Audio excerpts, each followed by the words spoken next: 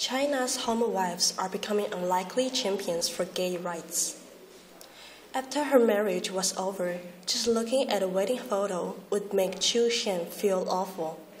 The 29-year-old, a video editor at a communications company in Guangzhou, could tell by the picture that she wasn't half of a happy couple that day, even though she was the one wearing a white veil. The photo shows the bride and groom with their best man, who was standing in between them, hanging one arm over the groom's shoulder and leaning his head towards him. Chu said her year-long sexless and loveless marriage can be explained in that one image. Her husband was in love with his best man, not her.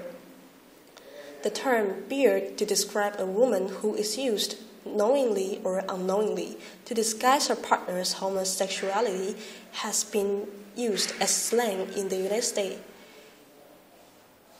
The term beard to describe a woman who is used, knowingly or unknowingly, to disguise her partner's homosexuality has been used as slang in the United States for many decades. But acknowledgement that such marriages even happen is a recent phenomenon in China.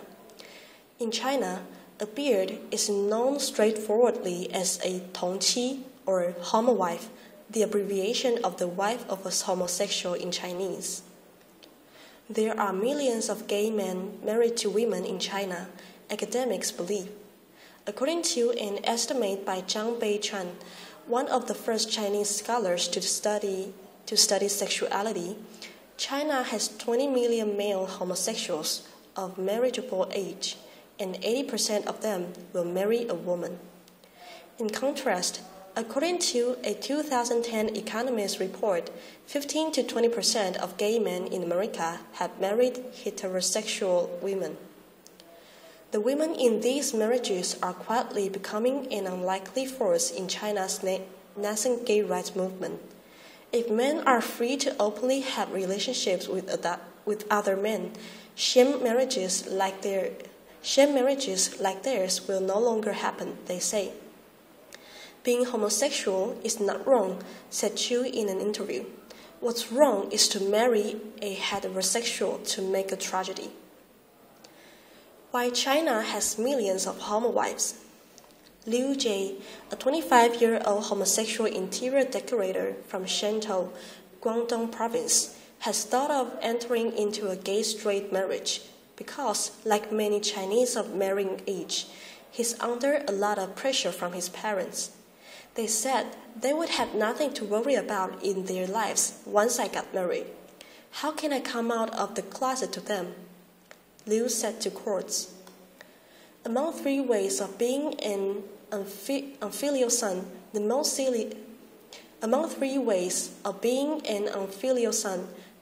serious is to have no heir, argued Mencius, an ancient Confucian philosopher. The idea is still ingrained in modern China. Men are under social pressure to marry and produce a male heir to carry on the family line. Though new generations are more open-minded, many still believe that to marry and have children are the two most important things in life, whether they are gay or straight. For women who unknowingly marry gay men, a divorce can be difficult to obtain and can leave them much worse off financially. Chu, the video editor, got a divorce in custody of her 9-month-old daughter after court mediation. Her husband agreed to pay a limony of 700 yuan, or $114 per month, which, according to Chu, accounts for less than 20% of his monthly income. Chu only agreed to the terms, she said, because her husband's family refused to let her see her daughter otherwise. Chu said the court had rejected her appeal for further compensation because she could not prove her husband had an extramarital affair. He has never admitted he is gay, although everyone knows about that, Chu said. A person who has a spouse but cohabits with another person is one of the circumstances listed in China's marriage law that allows a husband or a wife to file for divorce and demand compensation from the other party. But in its judicial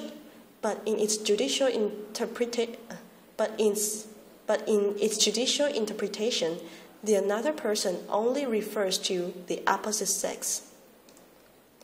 If a man and a woman get a room in the hotel, we can say it's an extramarital affair.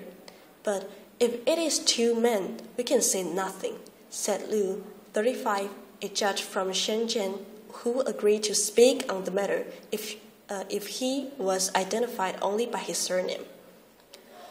Growing awareness and activism.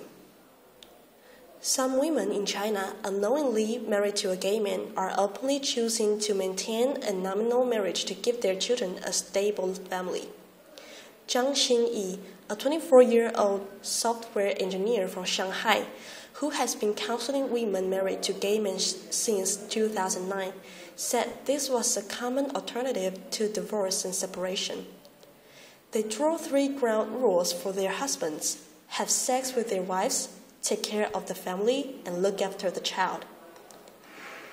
Other arrangements are springing up as well, like the cooperative marriage or xinhun, in which a lesbian woman and gay men agree to marry to appease their parents. Zhang first learned there were other women in similar marriages from China's first homowives meeting in 2009. Then a university student, she found the women who had attended the meeting online and joined their chat group on QQ, a popular Chinese instant messaging software. After watching other women share their ordeals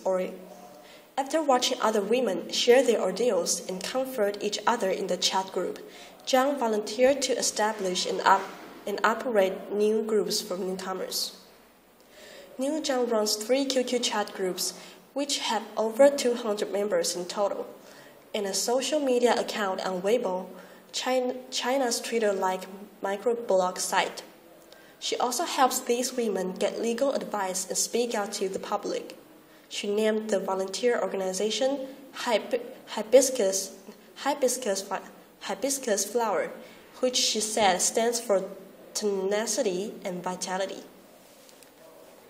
Homowives and their supporters are getting more vocal about their own situations and the need for China to become more accepting of homosexuality. Zhang Ziwei, a 27-year-old corporate secretary from Nanchang, Southeast China's Jiangxi province, who dated a gay man 3 years ago, now manages a QQ chat group on the topic with more than 100 members. She is translating 2 books, My Husband is Gay and When Your Spouse Comes Out, written by Carol Graver, an American woman who married a gay man, into Chinese. After she finishes, she plans to send them to other women in her situation, because there are no such books in China. One woman who has formerly married to a gay man, who calls herself Little Dylan, dressed in a bridal gown to seek marriage at the Qixi Festival, China's Valentine's Day, in August 2014 on the streets of Quanzhou, the largest city in southeastern Fujian province. She told Chinese media that, besides finding the right man, she wanted to raise awareness about homowives and the need for China to offer homosexuals equal rights and legalize gay marriage. A 51-year-old retired worker from Zhengzhou, central China's Henan province, who only wants to be identified by her online nickname, Anne Moon, has been volunteering at Hibiscus Flower since she helped her niece get out of a gay-straight marriage 4 years ago. I don't have a high literacy level, but I am gentle and willing to talk, said Anne Moon, who has had volunteer experience at the Red Cross Society of China. Among the thousands who attended Hong Kong's annual Gay Rights Parade in November, Anne Moon and the three women she was with became a peculiar scene with their different identities and pursuits from the gay marchers. During the march, they held up placards that read, "My husband is gay, I am in pain." Anne Moon said she thought it may have been the first time that women married to gay men in China took part in a gay rights demonstration. She said the parade was a chance for them to increase people's awareness about their faith. She wishes the gay rights movement to succeed as well. The more prosperous, the better, she said. Little Dylan also appeared at the Hong Kong parade, again in a bridal gown. A tune of discord hung over the event. A group of gay participants from Hong Kong drew people's attention by holding a red flag like the ones that police used during protest to tell demonstrators to halt, that read, "Stop discriminating or we will marry a woman and he be gay in the dark." The threatening slogan helps nothing. It will only harm their image, Anne Moon said. If they want to achieve marital rights, they must face up to homowives. 3 women married to gay men attended the last annual P-Flag China meeting, the gay support group's co-founder told courts. Their involvement isn't without controversy. Ideally, we should stand in the same trench to fight against biases from the society, co-founder Ah Chang said. But being a homowife is only a transitional identity. After they find a heterosexual man and get married, they are no longer homowives, Ah Chang said. I don't expect them to do much. What they want is to solve their own problems, he added.